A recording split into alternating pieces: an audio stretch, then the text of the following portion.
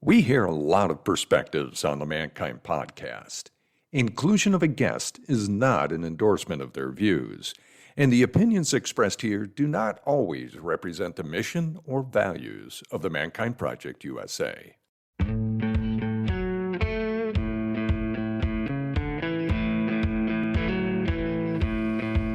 Looks like the rain has gone. Welcome to the Mankind Podcast, the show we break the molds of modern manhood to prove there's more than one way to be a man.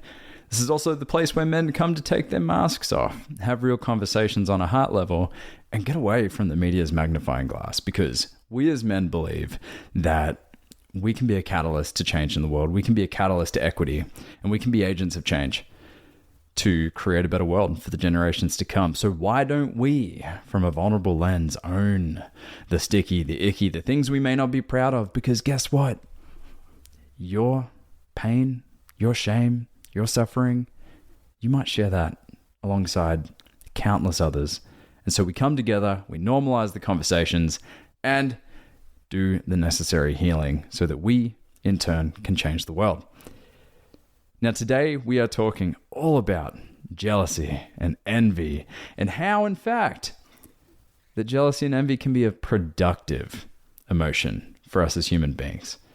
Now, I never really saw myself as a jealous person. I don't believe myself to be a jealous person. However, one thing I've realized in this conversation with Dr. Joli Hamilton, I'll give you her bio in a second, is that, yes, I do have a capacity for jealousy, and that, in fact, my jealousy isn't something I need to shun.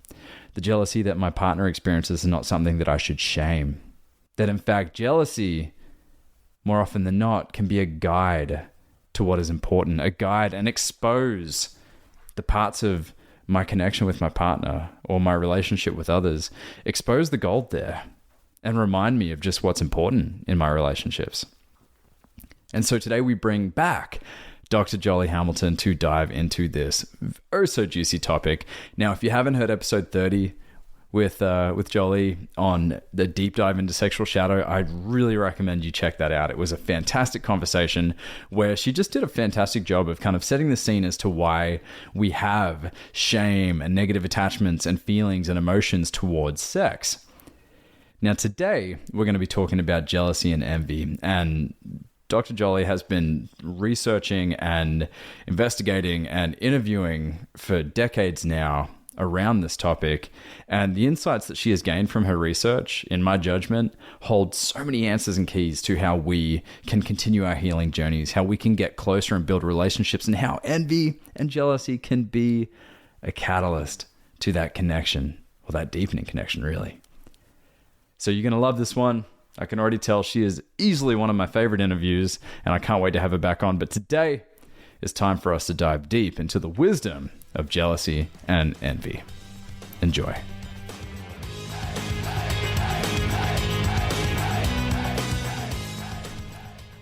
Dr. Joli Hamilton, I am so pleased to have you join us again. And today we're going to be diving into jealousy and envy and emotions that come so charged for so many people, including myself. So I'm so excited to have this conversation with you. For those listening, if you haven't listened to episode 30, where Dr. Joli Hamilton and I go through sexual shadow, I mean, what a huge topic. And I believe you did such a phenomenal job of covering so much space there. And I just love tapping into your wisdom, because what you're researching, what you're studying, what you're diving into with your gifts is, in my judgment, so important for the healing of so many people. Anywho, welcome to the show. Thank you for being here again. And for those that haven't heard of you, give us a little bit of background into you and your work. Well, thank you so much for having me and for having me back. I loved talking about sexual shadow with you because you really understood that it's a growth opportunity, and that makes me so happy. Oftentimes we wallow in these shadowy places, but I see them as really fertile ground. So thanks for having me. My background is as a Jungian trained psychologist. I study Jungian and archetypal psychology, but my specialty is in sexuality. And what that means is that I have really taken a Jungian lens, a depth psychological lens, and looked at some issues in sexuality like shadow, like kink, like jealousy. Jealousy is where I wound up writing my dissertation from when I was getting my doctorate. And I don't know, I think I might be one of those rare people who just is super excited to talk about uncomfortable things, but jealousy especially, because I see how it hurts people on a mundane day-to-day level, and also how it can get really out of control and can lead to violence and really deeply troubled relationships. So I just wanted more information. And the deeper I dig, the more I find opportunity. And what's evident in our previous conversation is just how much, well, this is commonly said, hurt people, and just how much pain is perpetuated in the world because of some form of sexual shame, right? Or area that hasn't been discovered yet by individuals as it pertains to their sexuality. And so I feel like these conversations can go anywhere, which they should. And I'm so excited that I've got a willing participant and guide through this, because, I mean, you can hear just as evident by the beginning of this recording is I had my NPR voice on because I'm nervous. I don't know where the conversation is going to go. Am I going to say something stupid? Am I going to somehow ouch someone by saying something, like, especially as it pertains to these topics that you and I can go into. So excited for this. Let the alchemy begin. That's it. And let's talk about, oh God, nerves. Let's talk about jealousy and envy. So in your TED Talk, where you dive into compersion, which is the joy of seeing joy in another, correct? And how it is the opposite of jealousy. In that TED Talk, you talk about by the age of 6 months, we're witnessing jealousy in babies. Right. And so in my mind, jealousy is just something that is motivated by DNA. And it's just something that is a part of who we are. I mean, you see this, babies take the ball away, give it to another kid, they want it back. So is that what it is? Is that just simply what jealousy is? Is it something that just is innate in us? Well, evolutionary psychology has done a pretty good job of outlining a premise that says jealousy is hardwired. It's necessary. We developed it for a reason evolutionarily, and there we have it. However, we've also come a long way with our prefrontal cortex. So I like to remind myself that just because something's hardwired and it is natural and normal doesn't mean that we manage it very well. It's also natural and normal to want to fight over food, for instance, if there's scarcity. But it's also natural and normal to share food, right? Jealousy is interesting because we can see it very early, and it's not just about a simple thing. It's about survival. So when they spot jealousy in infants, what they see is you have a baby who's bonded to a caregiver, and what the baby shows trouble over is an interruption to the attention from their caregiver. So jealousy is always a triangle. This triangular shape tells us that we're dealing with jealousy versus envy. So in envy, I want the ball that you have, or I want to have all of my toys around me in a circle, and I don't want to share even the ones that are at the periphery of the circle. But with jealousy, we go deep into, what do we need for survival? Well, we need other humans. When we were infants, we literally needed another human to carry us, to care for us, to keep us safe, to nourish us. When we sense an interruption to that bond, we cry.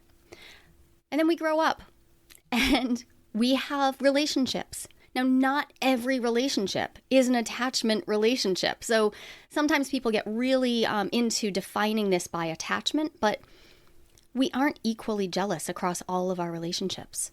It's just not, that's not what most people experience. Instead, it becomes about these special, treasured relationships, and we don't want those interrupted.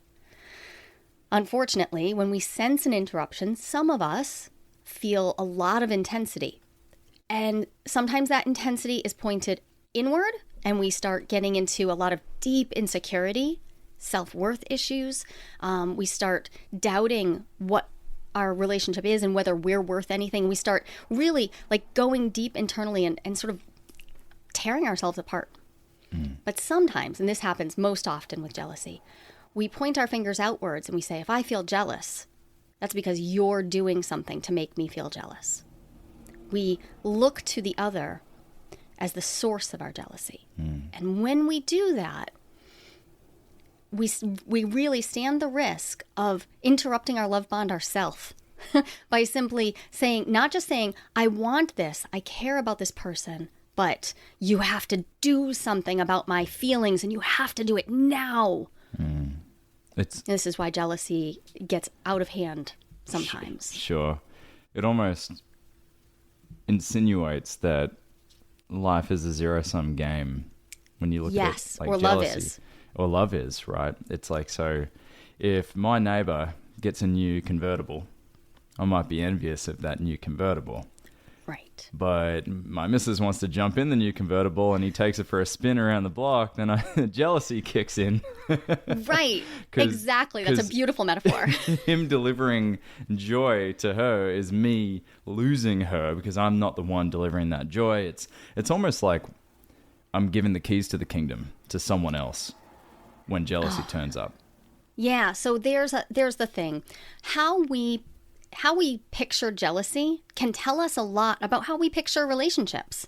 So I studied jealousy from within the polyamorous container. So I looked at people who were having multiple love relationships and I asked them to describe to me in depth what their experience of jealousy is. And now there are lots of people who operate in a monogamous paradigm.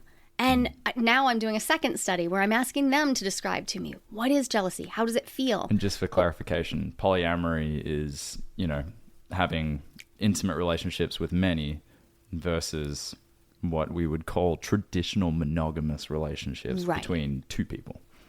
Right. And the reason why this matters to me in that description you just gave is that that sense of your bond having some layers of ownership to it. Like the bond itself starts becoming a thing, right? I need to protect not just my connection to this other person, but if anyone else interacts, I feel like I'm losing something.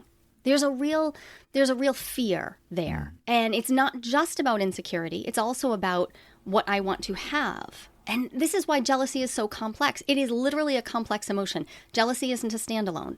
It's made of multiple other emotions. Yeah, and that's fear, why it looks different sadness. when different people feel it. Right. Fear, sadness, anger, shame, Right. just throw them all in there.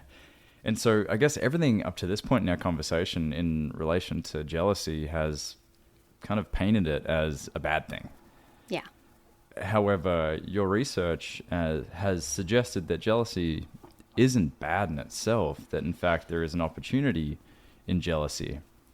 What is that opportunity? Because personally, I've never... I can touch the stove of jealousy. I certainly can. But it's not a common thing for me. And oftentimes when I've witnessed jealousy, I just think, oh, that's just insecurity coming out. Yeah. So I'm curious to see, what is another light to jealousy? What's another way to look at it? Yeah, so this is where I feel like there's the most to gain. I look at jealousy as an archetypal pattern. So something that's an archetypal pattern is universal. It's mundane. It's boring, sort of. It happens. It's like everybody's going to experience it at some point, or almost everybody will experience it frequently. It's boring, but also totally overwhelming. It kicks our butts.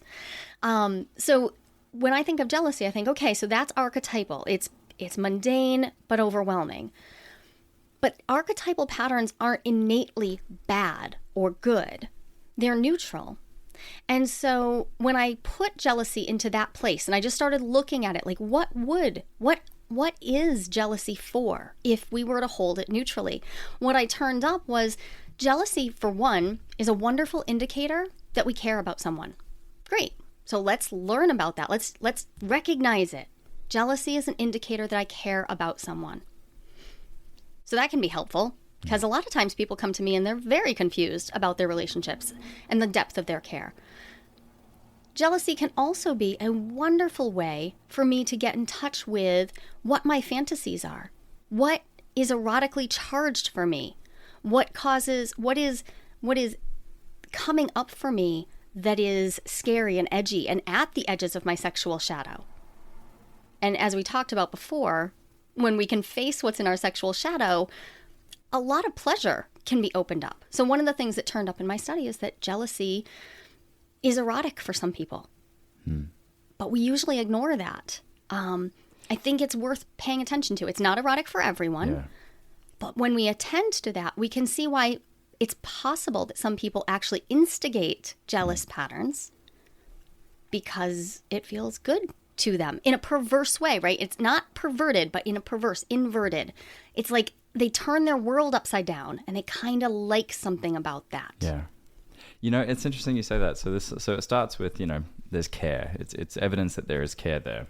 And then secondly, it helps get in touch with fantasy. So if my neighbor's taking my missus around the block in the new convertible, it gives me an insight into how I want to deliver that same experience. Yep. In whatever way. And for full clarity, none of my neighbors have a convertible. So I just want to I just want to clear that up. The one has an El Camino, which I would love to drive one day. But anywho, so I can relate to this because Christine and I went and saw some live music, and she looks so beautiful. And I've never experienced jealousy with her up until this point. And we're just dancing to some music and she's just moving and feeling it. And I was just thinking, oh, she's just so beautiful and so gorgeous. I'm so in love with her. I wasn't the only man there witnessing and noticing how beautiful and gorgeous she is. And there's no ring on the finger yet. So, you know, as far as any bloke's concerned, fair game. And I remember witnessing these other guys kind of walk over or try and lean and say something. And I love Christine because she instantly just gets so uncomfortable when things like that happen. So she's got it shriveling up. And in me, I'm like, wait a second. Nah, dude. Like, I don't own her, but like, I have a bond with her and you can't break. And so my attraction level for her just went, whoa, just like, right. It just evidence of value in someone else's eyes. I mean, come on. We know this is a thing. Yeah, 100%, 100%. Like, and perhaps it's something I might take for granted, you know, right? Like sometimes, and to witness it and witness other people see it is, it was a phenomenal reminder. And I remember the next morning, very hungover, rolling over to her and sharing that jealousy came up, and she just accepted that and loved that, and it was one of those like ways that we tighten our bond. When she was able to understand that I too have the capacity to get jealous, much like she can as well. And you hit on something. Okay, so Dr. Maya Angelou has this wonderful, wonderful quote. She says, jealousy is like salt in food. A little bit can add to the savor, but too much spoils the dish. I like that. Jealousy in our culture, at the very least, look around. Jealousy is put up as proof of love, right? And so I have seen and had conversations with people who get equally frustrated if their partner never expresses any jealousy, because jealousy is part of our romantic story. It's part of our rom-com world, right? And so there's a real tender line to walk here. What is the desired amount of jealousy for this particular person in this particular time of their life? Because having none can often cause just as many problems as having some. And having too much can cause massive problems too. Yeah. And it's not a static thing. There is no right amount of jealousy. And there is no, you said, you know, earlier for you, that jealousy just feels like insecurity coming up. And I've heard a lot of people describe it as like, jealousy just feels unevolved. Why can't you just get over it? And to that I respond, jealousy serves a purpose. It's there for a reason. So let's not rush to try to get rid of something or cure something that showed up for this reason, and instead figure out what it's for at this particular moment in my experience. Wow.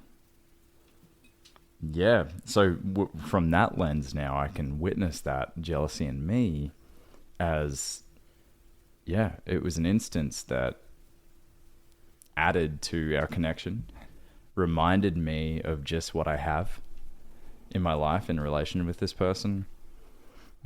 That's really neat. And I think that's because there's so many of these things like jealousy, envy, that are so charged because we've labeled them and slapped them as if, and especially like unfortunately for women, they've been the ones that have been painted as the jealous beings, where men can just be their rugged individual self and exist without the need, support, love from anyone. Yep. Yet that's not the case. That is not true. I mean, Right, I'm and curious in your research. I don't know if it's helpful to establish like a percentage, but are you noticing any differences in jealousy in men and women? And hey, why not those that don't identify with either of those genders? Right. Okay. This is the question that gets posed most frequently to the evolutionary psychologists. They talk about the differences, the innate differences in gender as it shows up in jealousy. And one of the problems that I have with this research as a whole, David Buss is the most primary researcher along this vein. They completely do not look at anything other than the gender binary. So already we have a bit of a flaw in like, well, we know that gender's not that straightforward. There are lots of other issues to think about, like intersex and non-binary and socialization. There's so many things. So when we're reductive, I think that we miss a bunch of the what is available to us in the data. Yeah. In the study I did, which was a qualitative study, so what qualitative means, you're looking at far fewer individual cases, but you're looking at them in depth.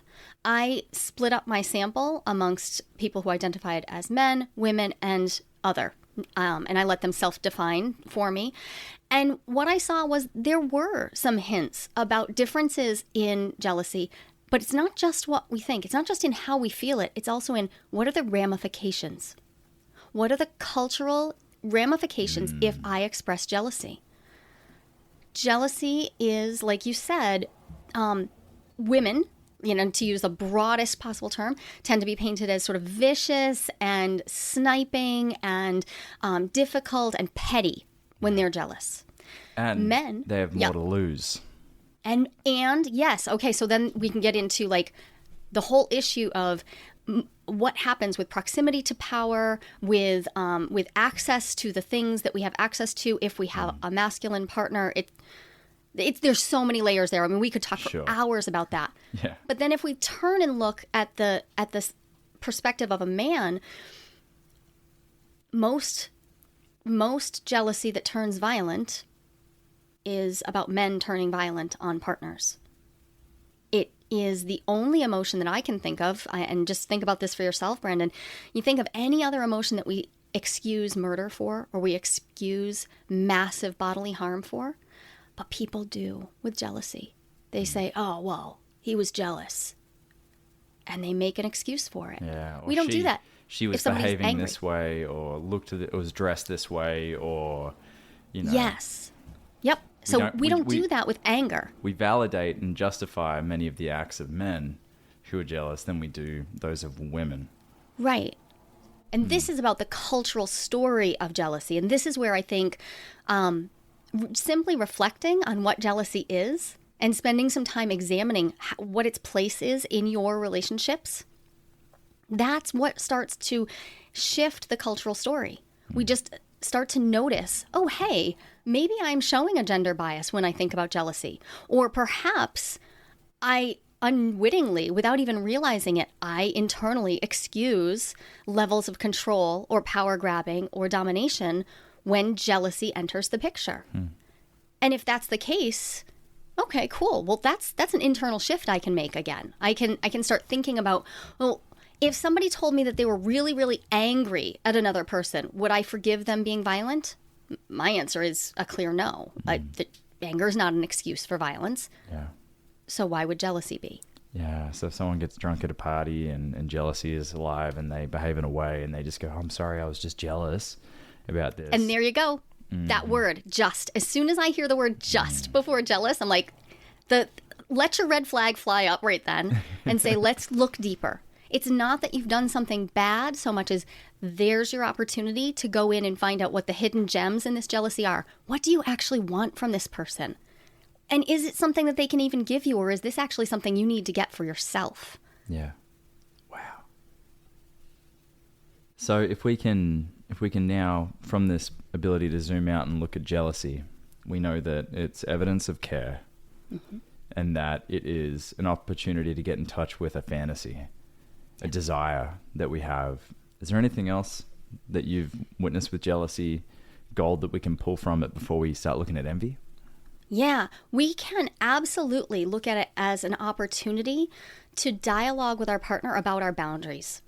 You know, I mean, boundaries is such a hot topic right now, right? But oftentimes people think of jealousy, they point their fingers out, like I said, and they're like, you change your behavior so that I feel different. If you can conceive of jealousy as an opportunity to learn to state boundaries, and there's a whole bunch we can unpack about boundaries, what do we do to actually share those boundaries, to establish what I want in my space, what I'm willing to allow in my life? Jealousy is a great place to practice our boundary setting and practice receiving boundaries from others. Learning how to co-create a world. That's literally what we're doing there. Yeah. So yeah, there is the opportunity there to identify that although I might judge my behavior and many others might judge my behavior to be okay, there is a unintended impact that it's having on my partner who might be charged with jealousy around that behavior. And so then comes the question, what's more important, me to continue to behave in a way that is what I and many others would judge to be okay, or the impact that it's having on that other person? Right. To then go, well, you know what? It's not worth continuing to hurt or harm that person who's feeling jealous when I can just change this or move through this one behavior, or have a conversation about it at least, to go, okay, well, where's the middle ground here? Right. There's so much evidence that when we start having these conversations, we change how our relationships work. We change how our family culture exists. Jealousy is often not talked about. So simply by allowing people to talk about it, there's just so much that can shift. And that was the big difference. So my monogamous jealousy research is still new, but the biggest difference I'm seeing so far is that polyamorous people who have multiple loving relationships, they know they're inviting jealousy in through the door. And so they have usually, in all the cases that I studied, they have a little bit more language and a little bit more freedom to say, I'm feeling jealous. And so that's transferable. You don't need to be polyamorous to have language or to allow yourselves to have those conversations. And every conversation we have like that can deepen our bond with our partner in a healthy way. That's so cool. I mean, I'm a big fan of Aubrey Marcus. He's got a fantastic podcast, and he was in a previous relationship, polyamorous, and he would talk often about, and I don't believe he is anymore, because I feel like he's been through that hero's journey enough times to kind of realize that it may not just be his thing, but he was in it. And he would talk often about just like that, just the knife in the stomach to see and witness his fiance getting joy from another man, and just the primal reaction to want to just beat and murder the other man that's in her life now, and having to go through that gauntlet. And I can only imagine just how emotionally, that's like 12 rounds with Ali. Yeah, and see, there are other people who do not experience their jealousy that way. Like the somatic sensation you just described of that knife to the stomach and the rage and the bubbling and the boiling and all of that. And so I'm polyamorous, and that's not how I experience jealousy. Wow. It's just my lens was relating to Aubrey's and just going like, oh, I don't know if I can do that. Right. And so there's this thing where sometimes it can become about like almost competitive. Like I want to have the least amount of jealousy possible. Oh, because I'm not saying I don't have jealousy. I absolutely do. Just a month ago, my partner was on a date and I was all in a tizzy for like 2 hours. And I literally write about this every day. Jealousy still has lessons to deliver, but I don't see it as a good or bad thing. It's really about, can I get in touch with those sensations that jealousy is bringing, and then reflect on what it is that I actually want. Yeah. That's so much more profound than just responding out like knee jerk. And so I think this is a great place to bring compersion into the conversation, right? The joy of witnessing joy in another. Yeah.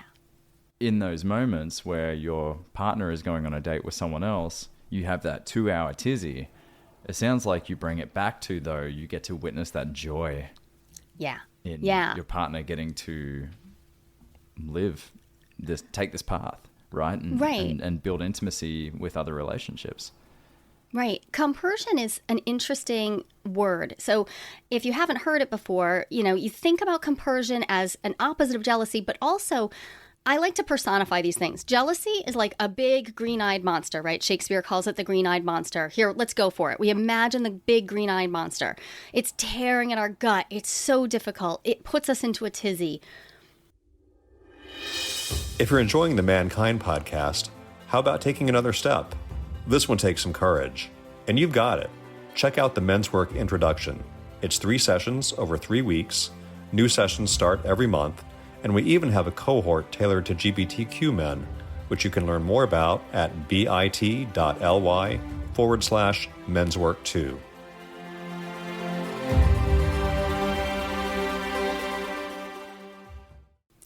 And then compersion is like Baymax from Big Hero 6. It's just this big, lumbering, soft, like, oh, it's okay.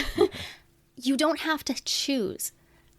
Compersion comes and stands alongside the monster and says, you may be feeling all of those things, and you could still be experiencing genuine joy and pleasure in witnessing your partner getting what they want, experiencing joy. And being able to feel more than one thing at a time is a really great life hack. Yeah. It's so I'm a 3 on the Enneagram. For anyone out there who is aware of the Enneagram, it's like a profiling personality thing. And the 3 is basically just, I'm going to do more than everyone else and look at me. Center of attention, Mr. Success over here, and wank, wank. But there's a lot of gold to that. And so what I love is when Christine will witness me getting adoration, praise, validation from other people, including women. She sees the impact it has on me and how it kind of builds me up, and it makes me happy and joyous, and to feel like I'm delivering value. And she often relays and shares with me of the joy she gets from seeing that. That's compersion. That's compersion. Right. Whereas she's there dancing on the dance floor, in front of this live band, and some guys are witnessing how beautiful she is. And if that to her is like, yes, I am beautiful, then compersion, like, yes, like these guys are giving a gift to her. Right. There are boundaries. So, we have our boundaries in that, but like how great that she can get this praise from other people in a clean way, and it just add. Right. It's an additive. Exactly. Yeah. So compersion is about practicing staying with that feeling of my partner's experiencing joy. Now, if your partner was feeling ogled and doesn't want that attention or whatever, great. But if your partner, and I've seen this happen. I'm not saying it was happening with you, but if your partner feels like they have to pretend like they don't like being seen so that you won't feel bad, there's where I would say there's the growing edge, right? Because that happens where people are like, I don't want him to think that I like being witnessed as sexy and beautiful. What if I was? Because another opposite word to jealousy is trust, right? There's not just one antonym for jealousy. If we oppose jealousy with trust and think, if I truly trust this person and we have had the conversations and we have set our boundaries, and even better, we have a resilient strategy for getting back on track if something does happen to those boundaries, okay, cool. Then I can practice being in compersion. That's phenomenal. I'm so pleased to learn these other dynamics of jealousy, and to see how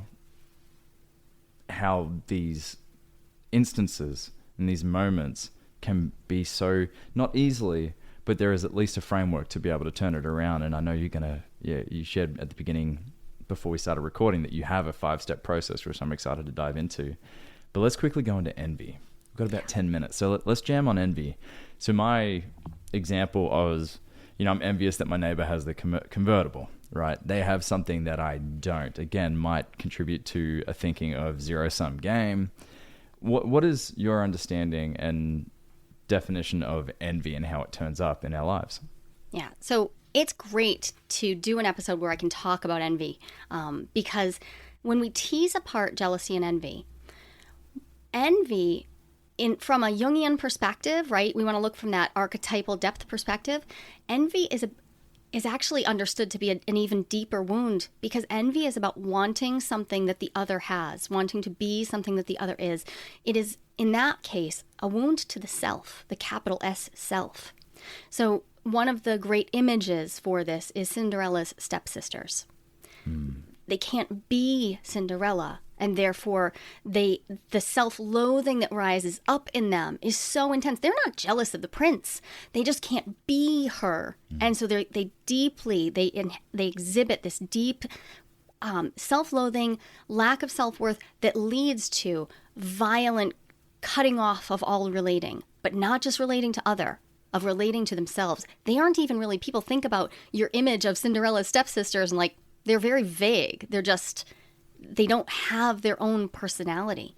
So envy can really be best understood as the potential to use this emotion for, I want this thing, just like jealousy. I want this thing here. It's pointing out to me what I want. But in its shadow side, as a really profound wound to the self, a depth of misunderstanding your innate self-worth. It's how this turns up for me is we have an interview coming up with a man in this manhood masculinity kind of space who's, even outside of the men and masculinity kind of space, is a humongous celebrity in his own right. And he's been just released a book, has a podcast. And so here's this young, attractive guy who, in my judgment, without having done the research, is way behind on the path than I am in my 6 years of men's work and blah, blah, blah. But getting all this acknowledgement and having an impact and all the rest. And what I had done initially, first of all, I was presented with an opportunity to read the book.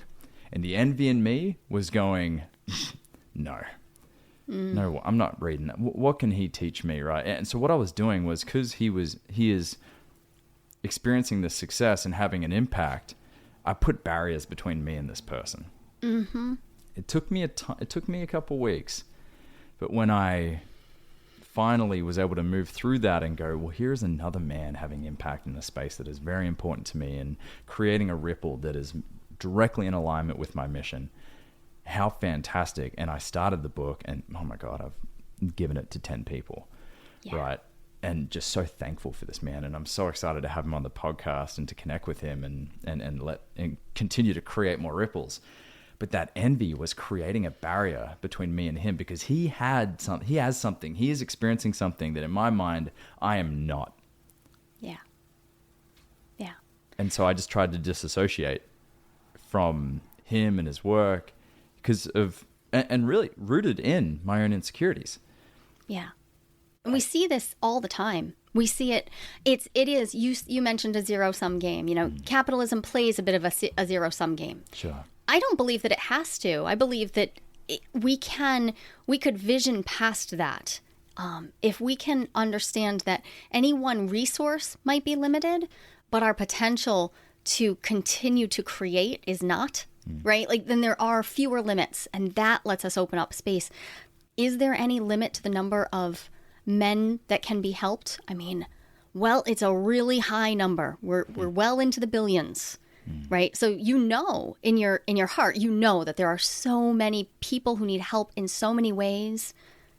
But we rush. When envy shows up, we rush to cut off. That was the perfect image for it. We rush to cut off, and we tend to cut the other down. There tends to be a desire to tear down or to make them less valuable in some way. And there is so much potential for inner work right there, right? What we see, what we envy in others is as much a shadow as is what we deeply admire in others, right? Anything that we can only see out there in someone else, awesome. Let's figure out where that lives in you and what you need to do to get more access to it, because it already exists in you. Yeah. Well, and to get access to it, right? Because the work that this man is doing, I mean, throw up a mirror right there. Right. It's the work that I'm involved in. Right. And so to me now, having been through my own process and identifying that, hey, we're on the same team here, to then go, okay, how can I be a catalyst to his work? Yes. If he's got a platform that's having a huge impact, it doesn't mean I need to direct attention to our platform here on the podcast, right? We're having a huge impact. How can we create combustion between the two of us? How can we add more fuel to the fire? How can we become just, what's the word I'm looking for? Well, there's a synergy there. A synergy, thank you. Yeah. Synergy. How can we create synergy? Having both the ability to have impact and create those ripples. Let's just combine. It's or just work side by side. It makes things so easy now that I can kind of see it from that lens to go, wow, like here's our guest list of people we've interviewed. I would love for you to interview them. Yes. And then I would love an introduction to that person too. Collaboration versus competition. Competition, yeah, exactly, Yeah. exactly. And think of what the exponential difference in the world is, because you're talking about a multiplicative growth rather than a summative. It's not you plus this guy recording a show. It's not at all. It's his output times your output equals, whoa. Now that ripple becomes really, really profoundly impactful. I'm impressed. And you said something that really caught my attention. You did something that most people miss when envy shows up. You noticed it. You noticed it and you named it. That allowed you to take action. Those are the first two steps of the framework to work through this.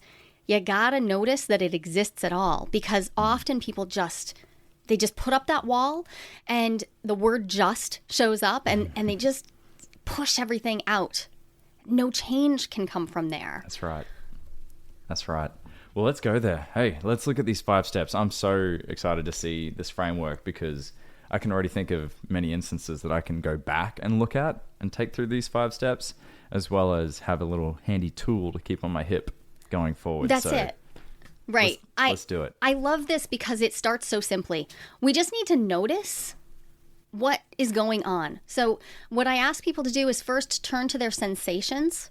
Like, most of us have a very clear indicator that we're jealous or envious. Some of the words that have come up in my studies are electrical, heat, heavy, binding, constricting, weight, tightness. It often is in the gut when people are describing jealousy, and often in the chest for envy, but it can be either. I personally get a little electrical pulse down the back of my neck that I'm like, ooh, okay, there's my notice. All I need to do at first is just notice that I was triggered by something going on in my life and turn a little bit of attention to say, oh, there it is. You might also notice it. So sensations and also catchphrases. Your jealousy might have its own little catchphrase. Your envy might have its own little catchphrase. Something that you find yourself saying in your head or saying out loud that's just a little dismissive or just a little cutting. You're like, oh. I can tell you right now, fuck that guy. There you go. So that's awesome. Because now when you hear that, as soon as you hear it, you can say, great, maybe that guy's also not somebody I want to be involved in, but that doesn't even matter. Mm-hmm. It's so cool because that doesn't matter. He could actually be a jerk, but you've still got the opportunity to do the work for yourself. Yeah.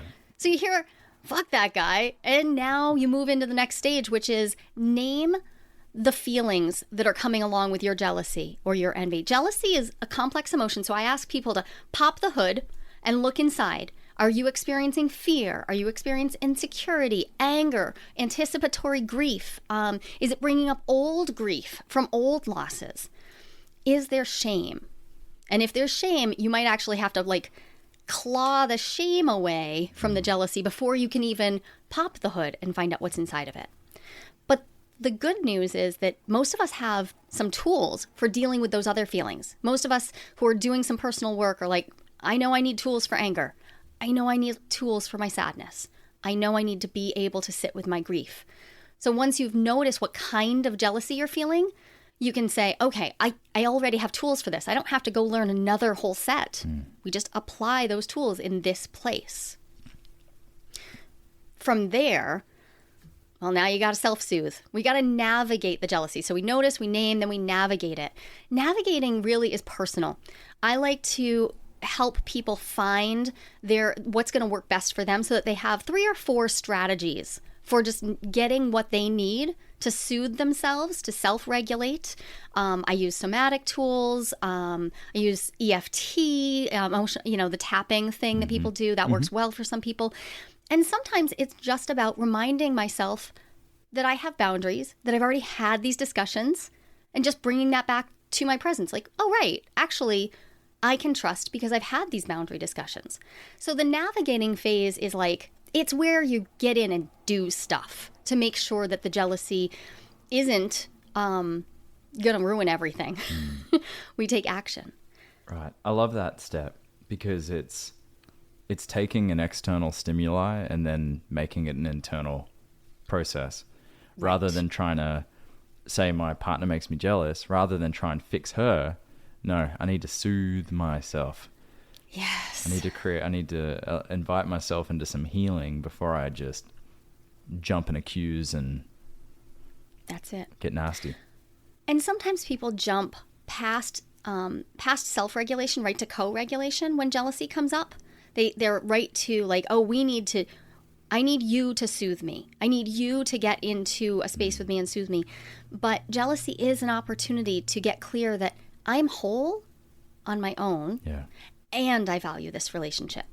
And such an important overall message, which is regardless of the relationship, I'm not responsible for your emotions. You're not responsible for mine. Yeah. And there's no case in which that is not a good thing to practice. So jealousy, when I made the big shift with jealousy, it was when I realized that it could be my proving ground for all the self-work, all the self-help work I was doing, all the therapy I was doing, all my analysis that I was doing. I could utilize the moments of jealousy. And again, I said it just came up for me. I had a whole thing happen. So I walked myself through the steps. What the heck's going on here? What do I need? How can I self-regulate? Then how can I ask my partner to engage in a conversation of reassurance? It's okay to ask for reassurance. Reassurance isn't the same as saying, I need you to change something. It's saying, remind me that you love me because I just need to hear it out loud again. Yeah. Great. So say that rather than insisting that they read your mind and figure out how to cure your jealousy for you. Ask. Yeah. Just ask. I love that because when I was telling Christine about this person, written the book, the podcast, the TED Talk, I was sharing my insecurities with her, and she reminded me of some case studies of people that were listening to this podcast that it has changed their lives entirely. And it was just what I needed to be like, yep, there's a reason I turn up to do these. Right. There's a reminder, because I don't care if someone's a quarterback for the New England Patriots. We need reminders sometimes as to why we get up and do these things and stay in it. And stay in it when it's hard or when we're confused or when our inner demons come up. And that's where, having had these conversations, you can establish a pattern where, so my partner now knows that if I am experiencing jealousy, I'm probably going to come and literally say, can you just remind me that you love me? And so he'll stop. He'll hold my hands. He'll take 5 good breaths with me. And then he will give me that reassurance that I am requesting with a full heart and knowing that that's simply me asking for what I want and need in the moment. And that goes a long way to shifting me out of the emergency fear that comes up with jealousy and shifting me into a place where now I can do the last 2 stages, the last 2 steps, which are awesome, but they're deeper level work and they don't just happen automatically. So noticing, naming, and navigating, like that's sort of like ground level. What do I have to do to be able to manage jealousy in my life day to day? The next step is narrating. And it's about figuring out what the story is that we tell ourselves about jealousy. What does jealousy mean? Is it good? Is it bad? Does it mean my partner's bad? Does it mean I'm bad? Should I be ashamed of myself if I'm jealous? Is it actually exactly the only thing that proves love? Do I buy into the hundreds and thousands of images of jealousy that are presented to me in every single rom-com, every novel that's sold, every ancient Greek mythology? Am I feeling like that story of jealousy, that it's bad and it's icky and I should run away from it? Do I feel like that is essentially true, or can I make some space around that? Can I say, oh, it's a story.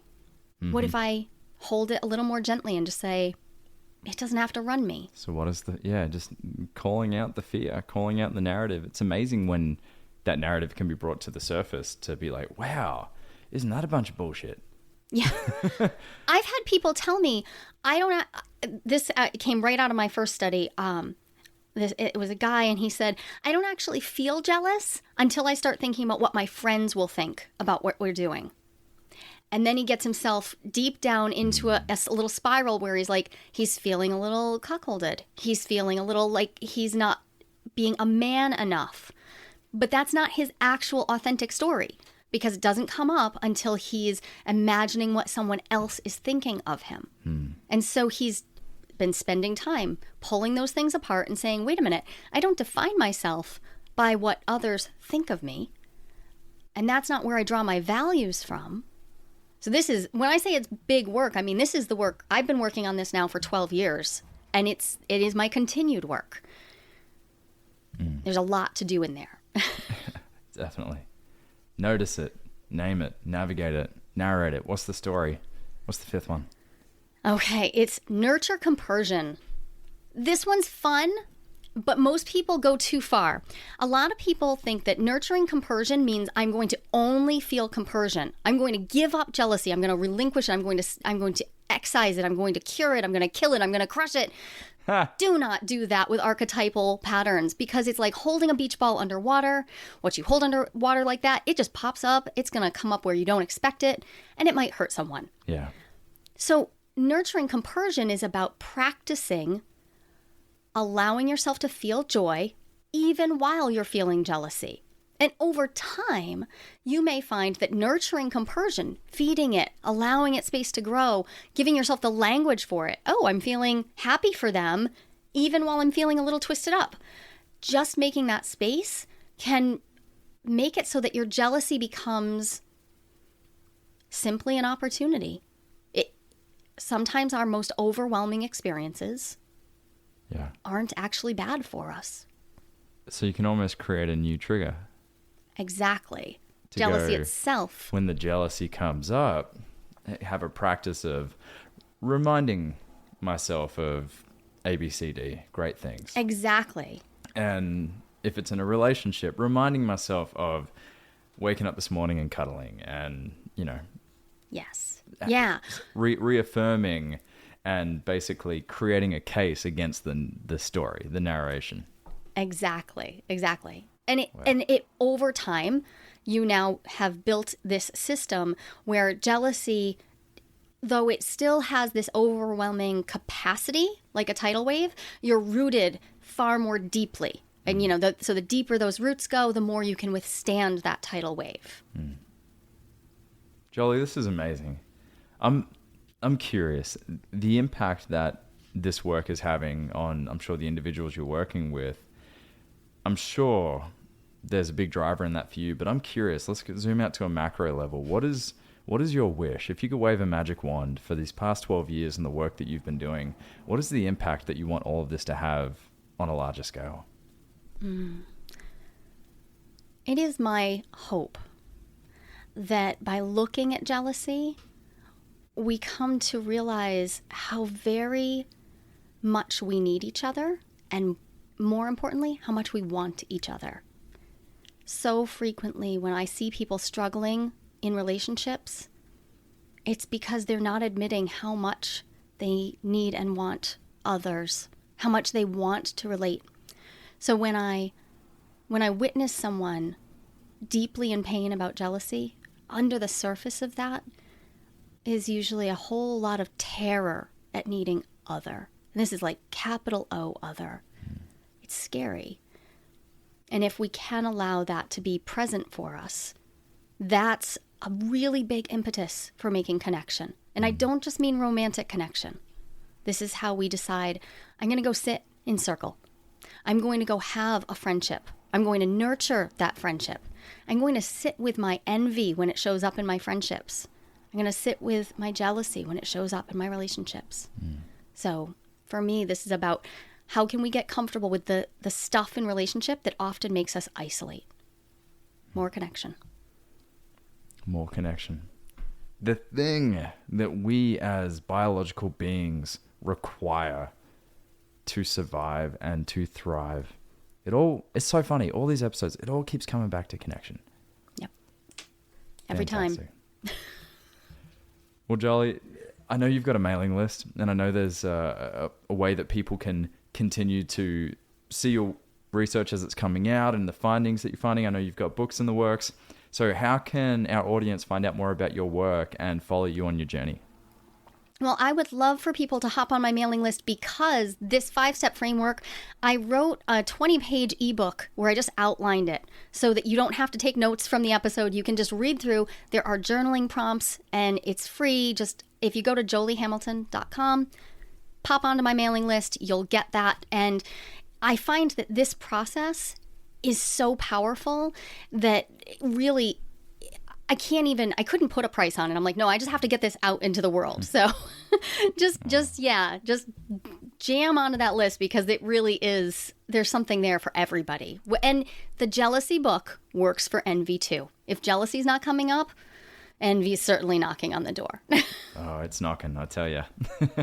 Well, Joli, thank you so much for being involved in the work that you're in. Thank you so much for joining us again here on the show. I can't wait for the next time we get to have you join us. I mean, just give us a tease. If we bring you back on the show, what do you have for us? What are some other topics that we can dive into and go play in the mud with? Okay, I've got at least a couple that we got to get into. And one is we got to explore what all this shadow around kink more deeply is. Like this is, people get so upside down about the things that they find perverse. It's not just sexual shadow, it's the activities. What do we actually do in the bedroom? And how do we do it safely? How do we negotiate for that? I mean, I would definitely get into that. And you know, the other big one that comes up for me is what are we doing with our adult friendships? What the heck? What is this problem with adult friendships? Because I don't know about you, but it's coming up all over the place for me. And I'm noticing how the skills of romantic relationship really do translate beautifully to friendship, but we often are afraid of applying them. If we're afraid that we're like intimate in the wrong way. Thank you. We've got to date our friends. Yes, just exactly. Like keeping an intimate relationship alive, which requires a lot of work, our friendships require attention too. Yes. And we've got to date our friends. I know that sounds strange to many ears, and it did to me when someone first presented that to me. But when I can put that same intention and effort and remind my friends how much I love them, that's it. That bond deepens. It's not just, we just picked things up where we left them 2 weeks ago. Yeah. No, it's like getting invested in their journey and their path and how I as a being can support them in that journey. Yes, I'm with you there. So I'm so excited for when we have you back again. Awesome. Hopefully sooner than 20-something episodes away. Well, thank you so much for having me. This was a delightful conversation. I'm so glad that you are doing this work and making these ripples. Oh, my absolute pleasure. Thank you.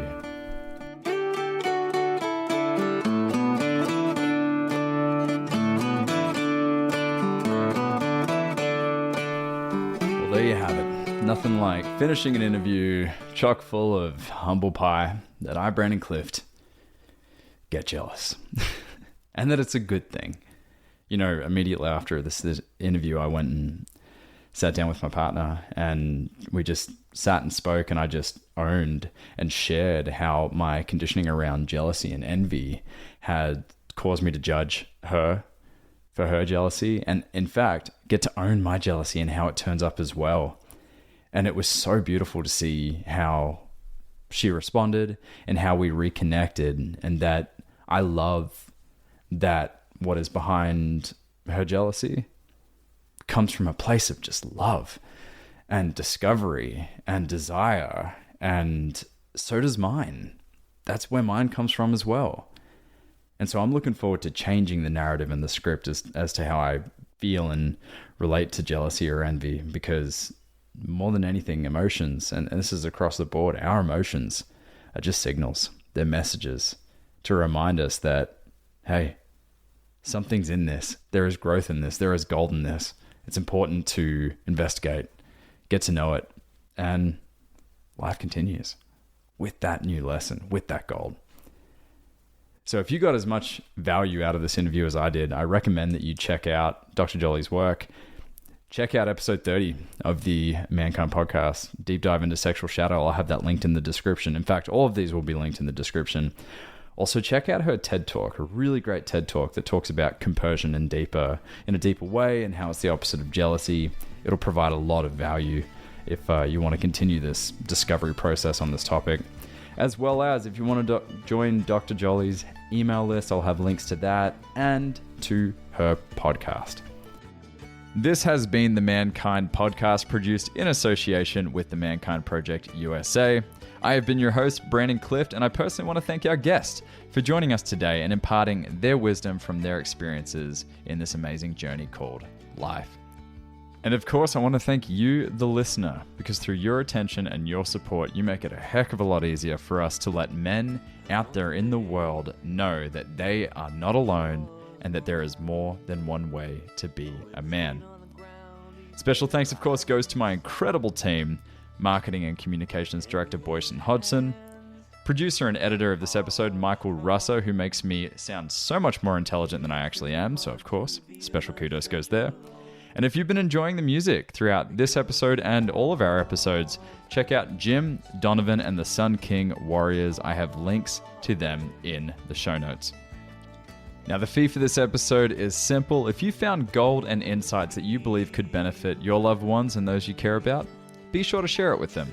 And of course, remember that life doesn't happen to us, it happens for us, so long as we rip the pen out of fate's hand and become the author of our own story.